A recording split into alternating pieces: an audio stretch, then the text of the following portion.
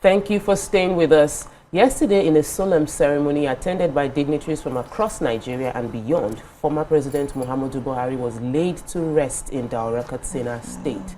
The burial, conducted according to Islamic rites in his private residence, marked the final farewell to a leader who served Nigeria as both a military head of state and a democratically elected president. Buhari's body was flown to Katsina from the UK and transported to Daura, where thousands gathered to pay their respects. The ceremony reflected his enduring influence and legacy, with the tributes highlighting his commitment to anti-corruption, governance, and national unity. President Bola Tinubu, Vice President Kashim Shettima, and other notable figures attended the burial ceremony. Buhari's remains were lowered to the ground at 5:50 p.m. surrounded by family, government officials, and a 21-gun salute was performed as a final honor. Today on the show, we want to discuss some of the major highlights and talking points from the state burial that began with a national holiday. What are your thoughts on this? Join the conversation by calling us on 020-1635-2013 or 090-2413-3440. You can also tweet to us at TVC Connect. Please hashtag your views so we can hear from you. We're also streaming on YouTube, where you can drop your comments in the live chat. Okay, so yesterday was declared a public holiday, and it was in honor of the president's former president's burial, the late President Muhammadu Buhari, and it was a case of how do we honor his legacy. The people showed up. The people of Daura showed up. Like, it seemed like everybody left their houses to the streets to receive his body and honor him. There were tears and all of that. Nima, you had expressed earlier on Monday your how moved you were at the passing, but watching the burial ceremony yesterday, how did that make you feel? I looked forward to it, actually. So I stayed on my phone throughout my drive around till I got home. I didn't want to miss how the body would be brought. So I wanted to see how much of the Islamic life he lived will be observed. And so I have 100 plus, if it's possible, 200% score mark for how the body was handled, how it was brought down, because of, you know, the combination of his military history. You know, all the service chiefs were the ones who carried the body from the plane down. They observed, you know, the salutes. The chief of defense staff read his citation before the burial. I think, okay, something must happen, because a female soldier was at the gravesite. Islamically, women are not at the gravesite. So, my sisters and me, but as a soldier, she was in a uniform, and then one journalist. So I say, big man, you know, it's big man thing, but really, they tweak some rules. It was as simple as can be. As in, it was wrapped in cloth. One death that humbled me, I think they had died within the same decade, was Abacha and MK. Yes. You know, we had been so fearful of General Abacha at the time. All of us, because I think I was in just 3. Yeah, just 3 or SS1. And then he died, and then we stayed on NTA, myself and my dad and my father said, that's the end of it. Yeah. That's the end of it.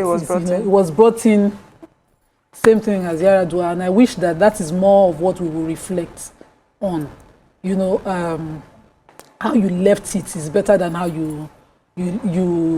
what you gather. How much of an impact did you leave?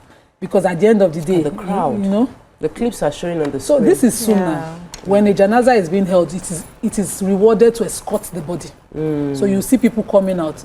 We were not even privileged to take my father home. We still had the crowd. As private as the cemetery is private, everything.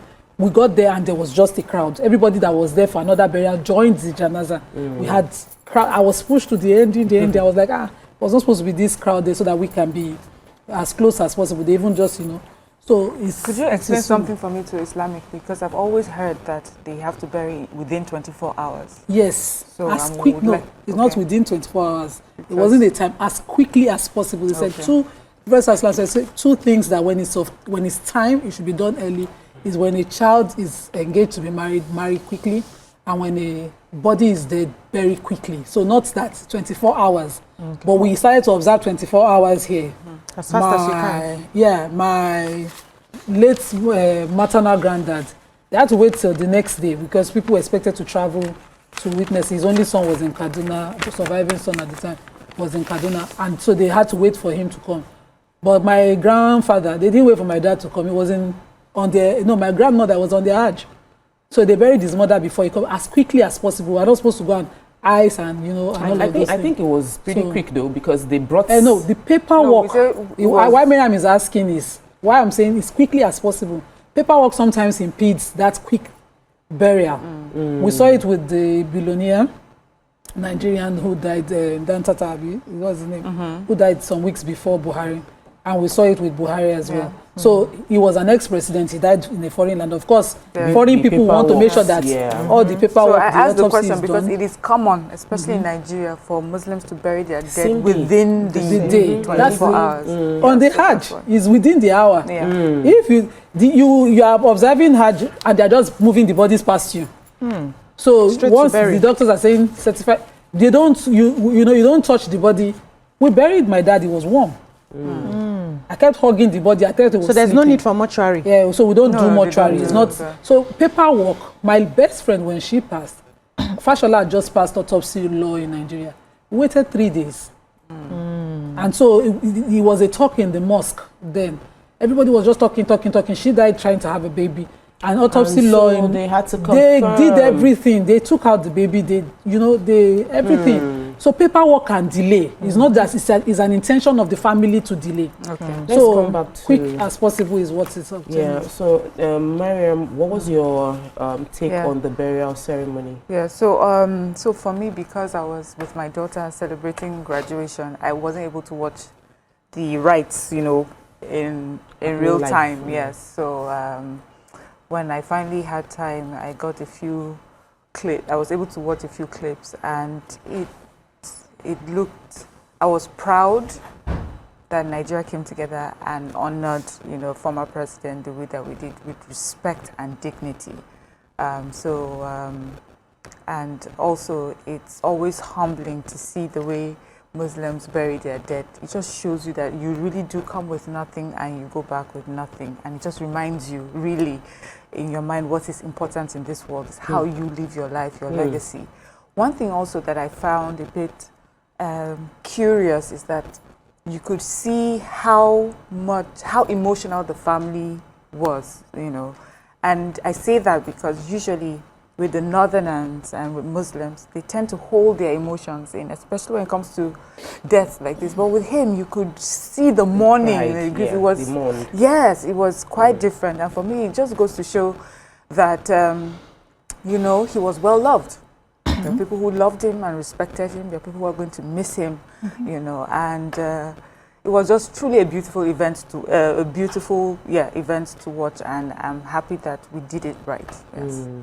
And there was a short clip I saw of it was out of context of our president. He sat down, he had his hand almost like, yes, worry. He looked concerned. Just a bit, it's confrontation. Like when you see somebody being buried, it's like you are facing your own death. You know it might not happen in the next 10 years. You are hoping it happens maybe over the next 20 years, but you know this would also happen to you. Especially when you are seeing that your age grade, your peers just drop one after the other. You just know that it's coming. Yeah, it reminded me that the man that was so criticized was also a father, aside from being a president. He was an uncle. He was a husband.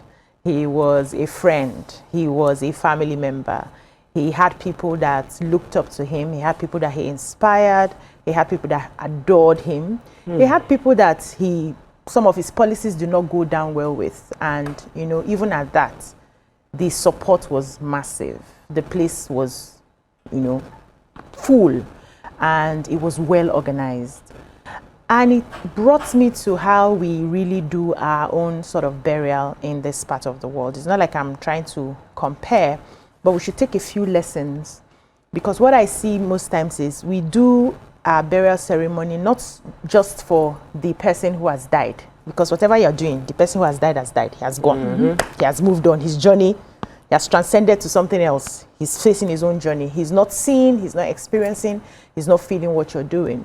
But most times we do we go above and beyond for our ego. We're doing it for ourselves.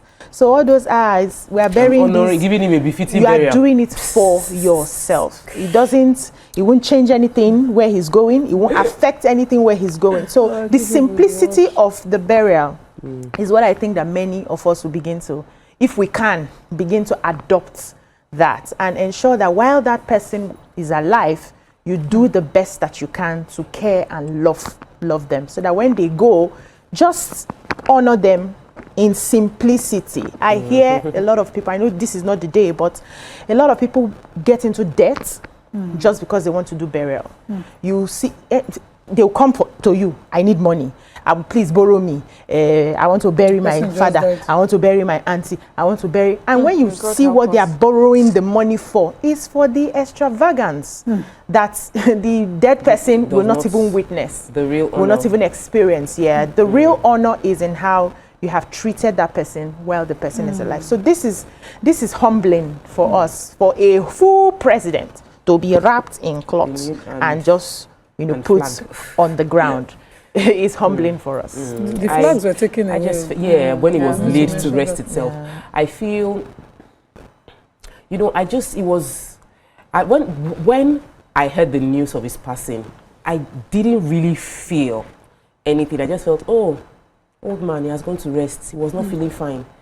When I saw his body being laid to rest, I felt it. Something. It just, I just had the chills. It just made me feel like, wow,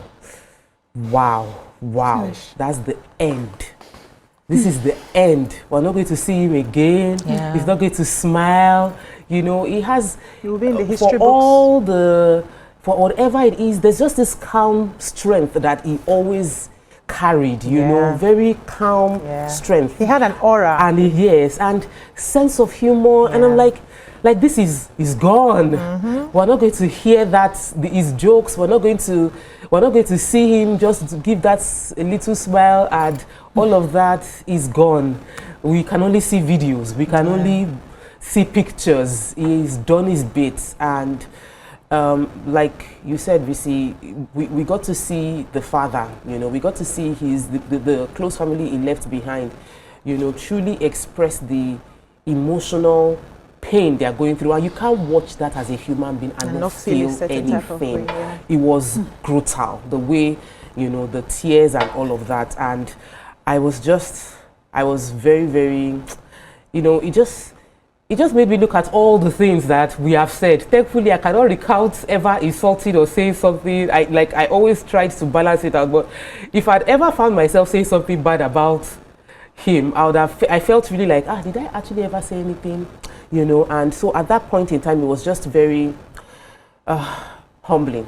And I'm actually really feeling very emotional right now. We'll take a quick break. Let me gather ourselves together. But we'll continue the conversation after the break. Let's just get ourselves together a bit. Stay with us, we'll be right back. Stay tuned. Your View will be right back.